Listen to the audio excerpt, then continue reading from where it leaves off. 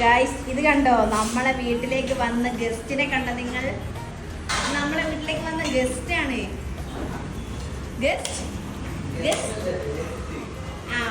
നമ്മളെ വീട്ടിലേക്ക് വന്ന നാടോടി ഐശു. ഐശുവിന്റെ തള്ള തള്ളറിയും തള്ള ഐശു തള്ള കണ്ടോ, കുതിരവാലൊക്കെ ആക്കിയിട്ട് കുതിരവാലൊക്കെ കണ്ടോ. എങ്ങോട്ടാണ് കേറുന്നത് ചോറുന്നാന്? എവിടെയൊക്കെ ഒന്ന് ഇരിക്കുവോ?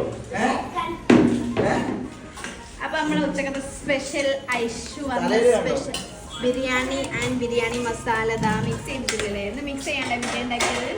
ഓക്കെ, അപ്പൊ നമുക്ക് എന്തായാലും കഴിക്കാം.